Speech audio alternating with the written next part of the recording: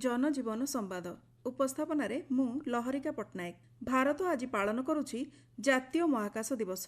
स्वाधीनतार 80 वर्ष मध्य भी महाकाश गवेषणा क्षेत्र में भारत विश्वर एकाधिक विकसित देशंकर समकक्ष हो पारिछि। चंद्रपृष्ठ जल संधान करने, चंद्रर दक्षिण मेरु सॉफ्ट लैंडिंग करने सह मंगल ग्रह को यान पठाइबा आदि प्रथम देश हो पारिछि भारत। आजिर स्वतंत्र दिवस रे महाकाश रे भारतर केतेक स्वतंत्र सफलता संपर्क रे आसंतु जानिबा।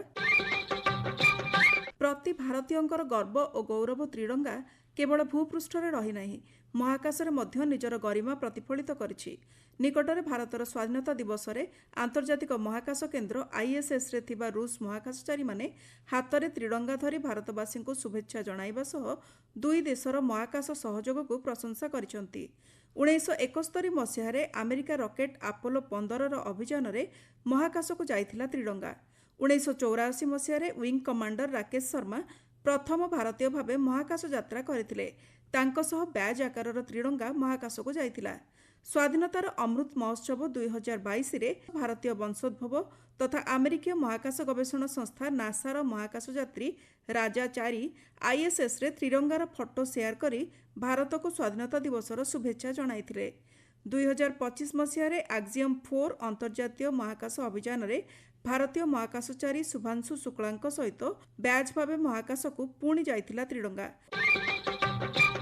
1969 मसीहा अगस्ट 15 तारिख में भारतीय महाकाश गवेषणा संस्था इसरो प्रतिष्ठा होइथिला। 2017 फेब्रुआरी 15 तारिख में एककालीन 104 सैटेलाइट उत्क्षेपण करी यह इतिहास सृष्टि करिछि। 1975 मसीह स्वदेशी आर्यभट्ट उत्क्षेपण करी विश्वर सैटेलाइट संपन्न देश तालिकार सामिल है भारत। 1988 मसीह प्रथम रिमोट सेंसिंग सैटेलाइट IRS-1A उत्क्षेपण करिथिला भारत। 2016 मसीह महाकाश अनुध्यान पई भारतर प्रथम उत्सर्गीकृत multi wavelength space observatory AstroSat स्थापित हैला। 1984 मसीह महाकाश को जाई भारतर प्रथम एवं विश्वर 138तम महाकाश यात्री होइथिले विंग कमांडर राकेश शर्मा। महाकाशरू भारत किपरि देखा जाउछि बोली प्रधानमंत्री इंदिरा गांधी प्रश्नर उत्तर रे से कहिथिले, सारे जहां से अच्छा।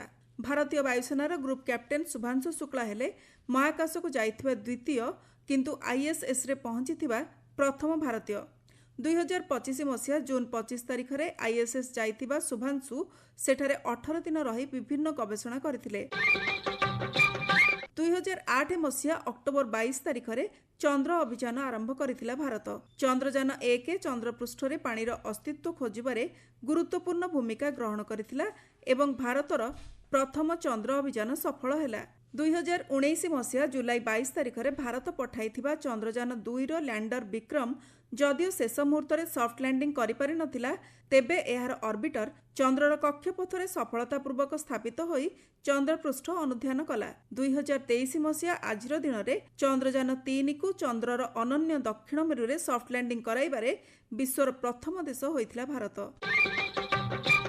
केवल चंद्र नुहे, सूर्य एवं मंगल अभियान रे मध्य सफलता हासिल करिछि भारत।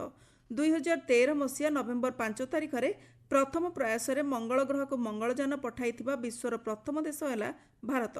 एहाकु कुहा जाइथिला मार्स ऑर्बिटर मिशन बा मम। ग्रहठारु ग्रह पर्यंत सबुठारु कम खर्चर अभियान होई मध्य एहा इतिहास सृष्टि करिथिला। 2014 मसीहा सेप्टेम्बर 24 तारिख में मंगल कक्षरे प्रवेश करिथिबा एही यान को 6 मासर जीवन काल पर्यंत डिजाइन करा जाइथिबा बेले एहा प्राय 8 वर्ष कार्य करिथिला।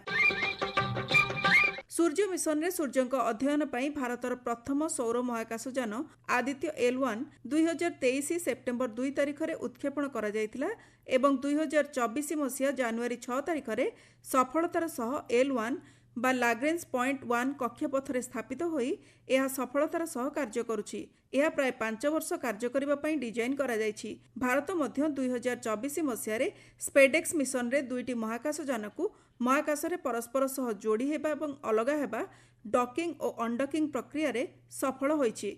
एहा परवर्ती अभियान तथा भारतीय अंतरिक्ष स्टेशन प्रतिष्ठा सफल करिबा पई सहयोगी होई परिबो।